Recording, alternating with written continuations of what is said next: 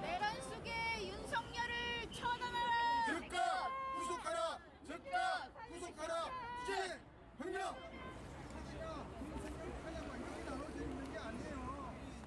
내각 총사퇴하면 임시정부요. 대통령 탄핵 개시.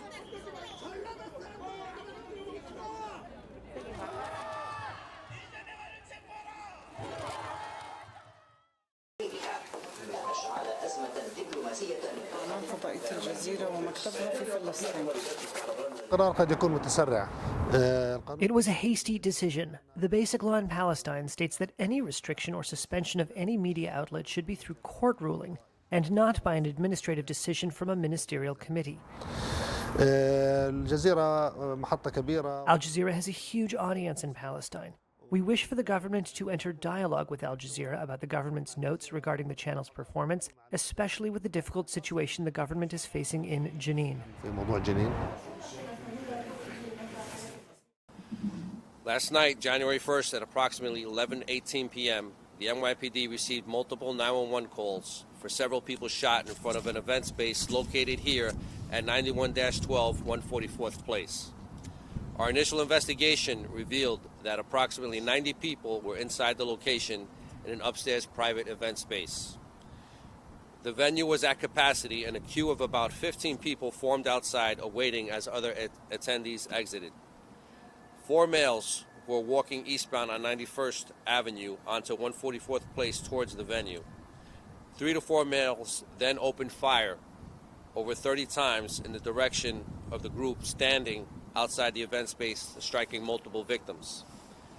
The males fled on foot westbound on 91st Street towards 143rd Place, where they entered a light-colored sedan with out-of-state plates. Officers responding to the multiple 911 calls found a total of 10 victims, 6 females, 4 males, which were taken to area hospitals. All of the victims are expected to recover with non-life-threatening injuries. Our subject is 37-year-old Matthew Livelsberger. He's of Colorado Springs, Colorado, born July 22nd of 1987.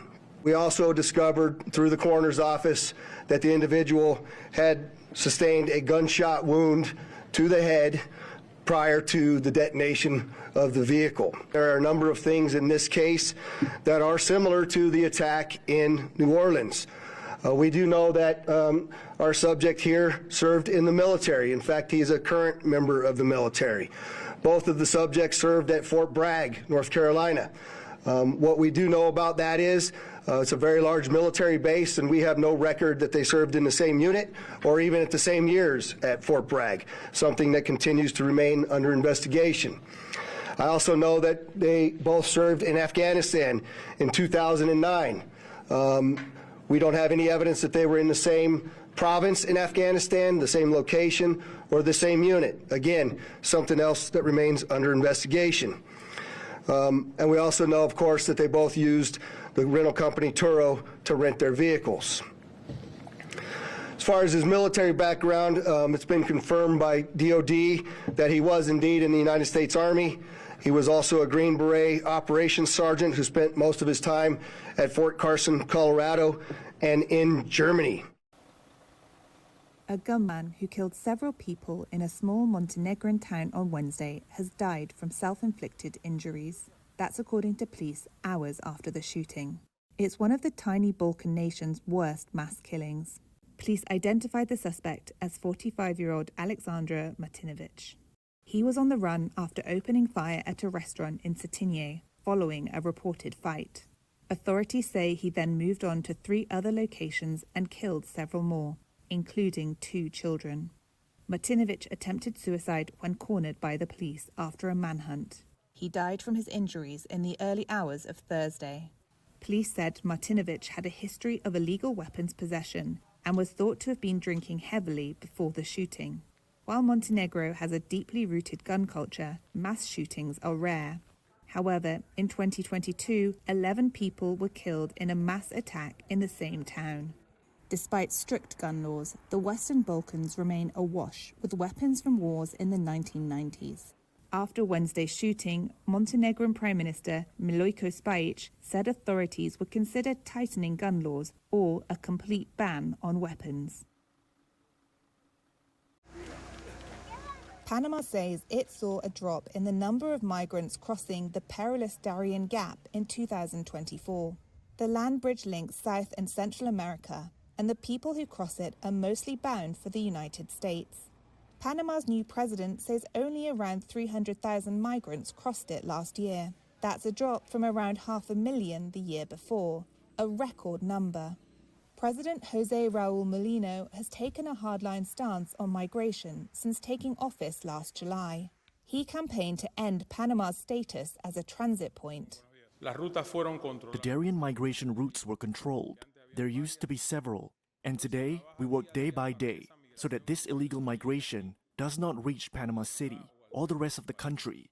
The Darien Gap sees people trekking on foot for days and facing robbery, violence, human trafficking and sexual abuse. The area marks a gap in the so-called Pan-American Highway with dense jungle and little infrastructure. The majority of migrants crossing the gap were Venezuelans, escaping an economic crisis. However, some came from countries even further afield, including China or India. Molino has been fencing off parts of the Darien, imposing fines and using flights funded by the United States to deport migrants. These flights were part of a Biden administration deal brokered last July to stop US-bound migrants. US officials previously disclosed a $6 million budget for the flights and said that the repatriations are implemented in accordance with Panama's laws. Human Rights Watch accused Panama of failing to protect and assist thousands of migrants crossing the jungle. Palestinians searched through the rubble at a tent camp sheltering displaced families on Thursday after a series of Israeli airstrikes across the Gaza Strip. Medics said dozens of Palestinians were killed in the strikes, including 11 people who were sheltering here in the Al-Mawasi district, an area designated as a humanitarian zone for civilians earlier in the war between Israel and Hamas. This woman said she heard the sound of airplanes shortly after midnight. As you can see, it is devastation, complete destruction, she said. What have the children done to be hit? The Director General of Gaza's police department and his aide were killed in the strike, according to the Hamas-run Gaza Interior Ministry. The Israeli military said it had conducted an intelligence-based strike in Al-Mawasi, just west of Khan Yunis. It said the aide was the head of Hamas security forces in southern Gaza. Other strikes included hits on the Interior Ministry headquarters in Khan Yunis and North Gaza's Jabalia refugee camp. Israel's military said it had targeted Hamas militants who intelligence indicated were operating in a command and control center inside a Khan Yunis municipality building. The Israeli military has accused Gaza militants of using built-up residential areas for cover. Hamas denies this. Hamas's smaller ally Islamic Jihad said it fired rockets into southern Israel on Thursday. The Israeli military said it intercepted one projectile in the area that had crossed from southern Gaza. Israel has killed more than 45,500 Palestinians in the war, according to Gaza's health ministry. The war was triggered by Hamas's October 7, 2023 cross-border attack on southern Israel, in which 1,200 people were killed. Another 251 were taken hostage to Gaza, according to Israeli tallies. A fire broke out at a commercial building in South Korea's Seongnam City on Friday. Dozens of people trapped inside were rescued, the fire department said. 12 were sent to the hospital after inhaling smoke. Social media footage shows a thick smoke engulfing the 8-story building, which also housed a swimming pool where children take lessons. Large flames could be seen enveloping lower floors after the fire started in a restaurant on the first floor. More than 80 vehicles were deployed by the fire department to bring the blaze under control. This was an act of terrorism. It was premeditated and an evil act. The FBI says the suspect in the New Orleans New Year's Day attack acted alone and had pledged allegiance to Islamic State prior to the attack. FBI Deputy Assistant Director Christopher Reyes spoke at a press conference Thursday. We do not assess at this point that anyone else involved in this attack except for Shamsuddin Jabbar, the subject you've already been briefed on. Shamsuddin Jabbar was shot dead at the scene after firing at police. The 42-year-old Texan was a U.S. Army veteran who once served in Afghanistan. He posted videos on Facebook on the morning of the attack, in which he said he supported Islamic State, according to the FBI.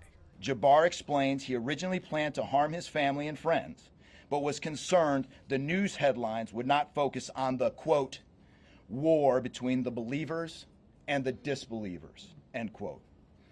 Additionally, he stated he had joined ISIS before this summer. He also provided a will and testament. At least 14 people were killed in the attack. The FBI also said there was no link between the attack and the incident in Las Vegas on the same day, in which a Tesla Cybertruck exploded in flames outside the Trump International Hotel.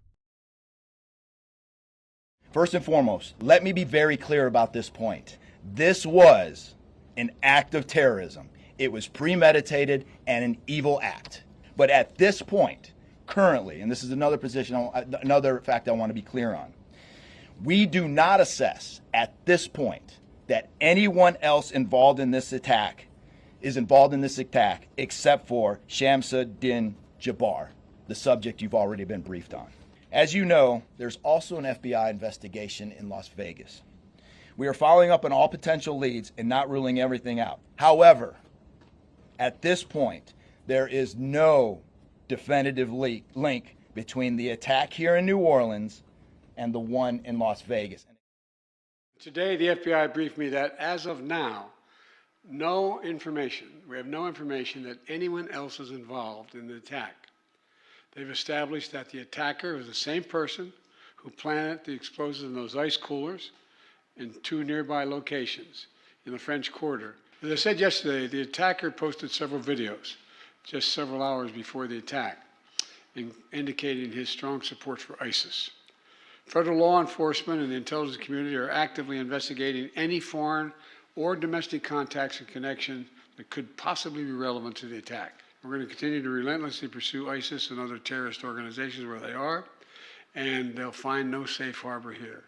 I'll continue to provide updates in New Orleans and Las Vegas as the facts develop.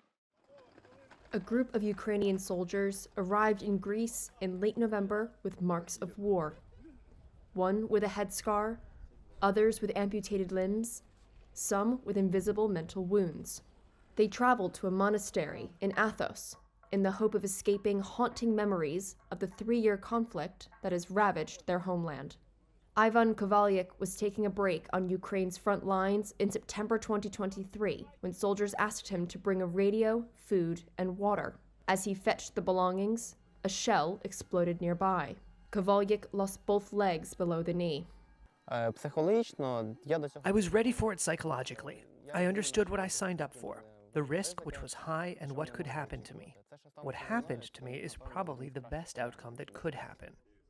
Part of a psychological support program organized by Ukrainian authorities, and over the course of a few days, the soldiers made a pilgrimage to a dozen monasteries on the slopes of Mount Athos. Orest Kvetsky is a Lviv regional official who helped organize the trip. When I visited Athos, I felt God's grace, God's blessing, the greatness of Athos. This is when I had the idea to organize a kind of pilgrimage for our heroes that went through the hell of war. To have a possibility to feel this grace. We understand that God's blessing and God's grace rehabilitates our warrior heroes a lot more than physical or psychological rehabilitation at home. Athos has been a spiritual home of the Orthodox Church since the 10th century. The soldiers took communion shoulder to shoulder in small chapels and made lists of loved ones they wanted to pray for. Between services, they talked and took photos from balconies overlooking the sea. We already see that these 5 days spent on Athos will replace at least a year of rehabilitation in Ukraine, in hospitals or other medical centers.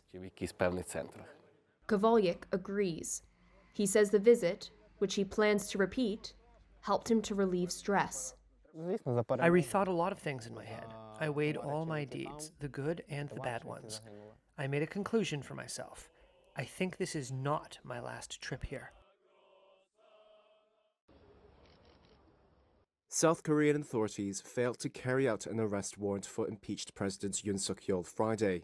For several hours, a dramatic standoff unfolded at Yoon's compound. Investigators led by the CIO, or Corruption Investigation Office for high-ranking officials, confronted members of the Presidential Security Service and soldiers who were seconded to them. By 1:30 p.m., the CIO called off the effort to arrest Yoon as it was concerned about the safety of its personnel. In a statement, it said it was judged that it was virtually impossible to execute the arrest warrant due to the ongoing standoff, and the office deeply regretted Yoon's attitude of non-compliance. Local media say the chief and vice chief of the Presidential Security Service are under investigation for obstruction of justice. Yoon has been under investigation for insurrection over his declaration of martial law last month, which stunned South Korea, a U.S. ally, and one of the region's most vibrant democracies. The current arrest warrant is valid until January 6th and gives investigators only 48 hours to hold Yoon after he is arrested. They must then decide whether to request a detention warrant or release him. Yoon's lawyer in a statement on Friday said the execution of an invalid arrest warrant against Yoon is unlawful. He added they will take legal action without elaborating. It's the latest turn in a political crisis sparked when Yoon declared martial law on December 3rd, claiming he was rooting out anti-state forces among his political opponents. Within hours, he revoked the order after lawmakers voted against it. Separate from the criminal investigation, Yoon's impeachment case is currently before the Constitutional Court to decide whether to reinstate or permanently remove him.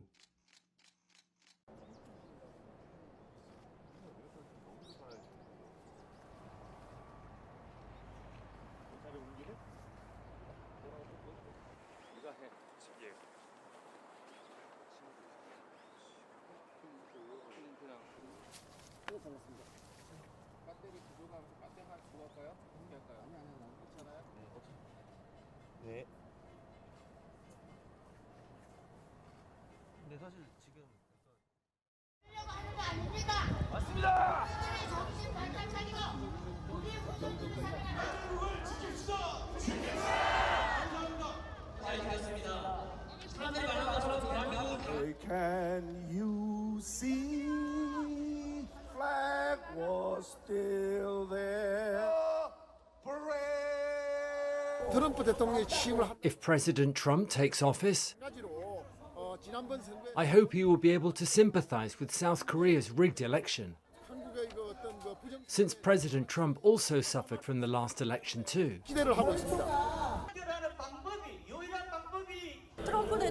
I think President Trump would support President Yoon Suk-yeol by weighing in that impeachment is not right, it's illegal.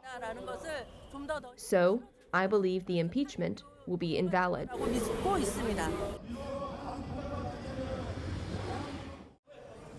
U.S. cities are beginning the new year on high alert, following the deadly truck attack in New Orleans and the explosion outside a Trump hotel in Las Vegas. The incidents have both raised fears of more threats in a month packed with large-scale public events. In Washington, police said they have beefed up security across the city.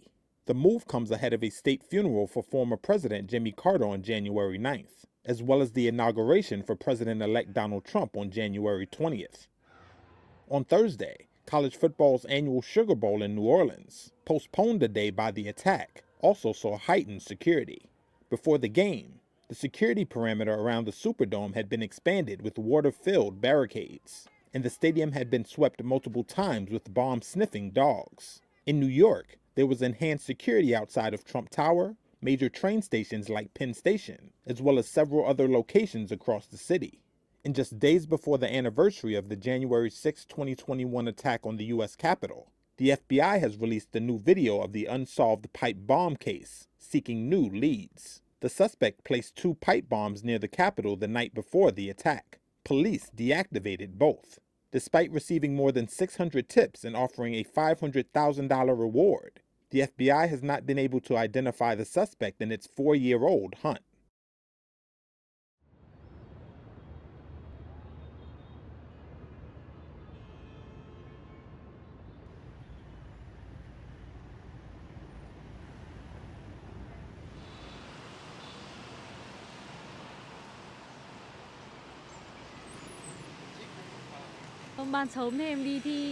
In the early morning, I thought it was fog on the way to take my exam, but I later found out that it was actually fine dust that reduces my vision and makes me feel like it's not healthy to breathe.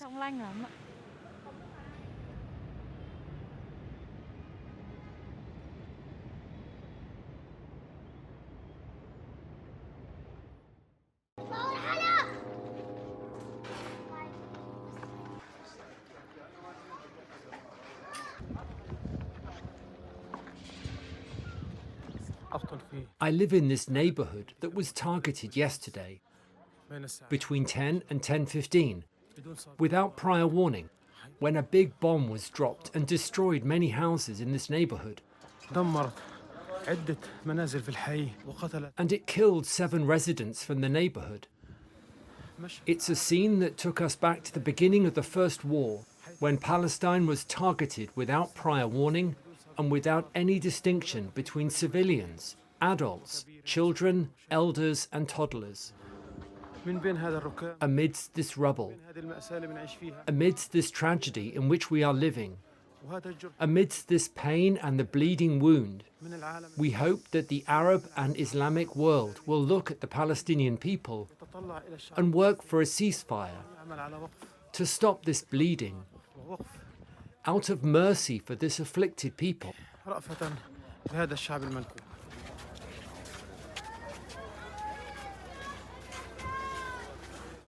The Honorable Mike Johnson of the state of Louisiana, having received a majority of the votes cast, is duly elected Speaker of the House of Representatives for the 119th Congress.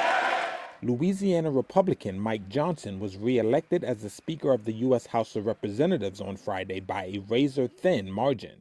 After a roll call vote that lasted nearly 2 hours, 2 Republican opponents switched their votes to support Johnson after lengthy negotiations. Today, my friends, our nation is the envy of the world. Why?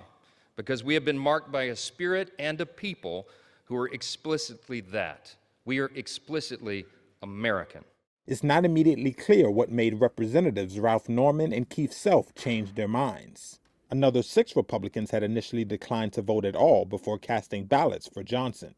The vote served as an early test for the Republican Party, as it tries to advance President-elect Donald Trump's agenda of tax cuts and border enforcement. It also tested Trump's clout on Capitol Hill, where a handful of Republicans have shown a willingness to defy him. Trump endorsed Johnson on Monday, following weeks of uncertainty. Moldova's breakaway region of Transnistria has been hit hard by the severing of one of Russia's last gas export routes to Europe. Russia had long provided free gas and had been pumping some 70 billion cubic feet of the fuel to the region per year.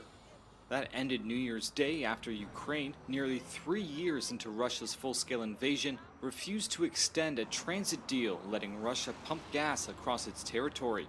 The blow was immediate. Households' central heating and hot water were cut off on Wednesday. The next day, the government said all industrial enterprises, apart from food producers, had been forced to cease production. In the main city of Tiraspol, some residents said they weren't too bothered yet. I would not say it is too cold now. I put on extra clothes, wrap in a blanket. It is okay for now. It is still warm outside. Residents told Reuters that people were lining up to buy electric heaters and stoves, and that prices for essential goods, as well as blankets, had shot up since Wednesday. Transnistria won de facto independence from Moldova as the Soviet Union collapsed in the early 1990s. Though it is not recognized by any country, and Moldova regards the region's people as its own citizens. Russia maintains about 1,500 troops there. Separately from the transit dispute with Ukraine, Russia's Gazprom said in late December it would halt supplies to Moldova on January 1st over $709 million in unpaid gas debts. Moldova disputes that and has put the debt around $9 million.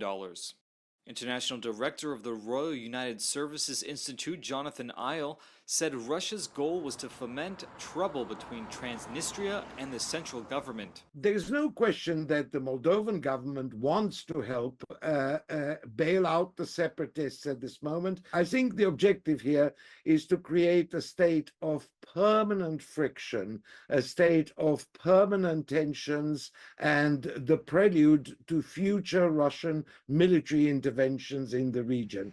Moscow denies using gas as a weapon and blames Ukraine for the halting of deliveries. Moldova's prime minister said on Friday that the cutting of Russian gas to Transnistria had created a crisis for his country.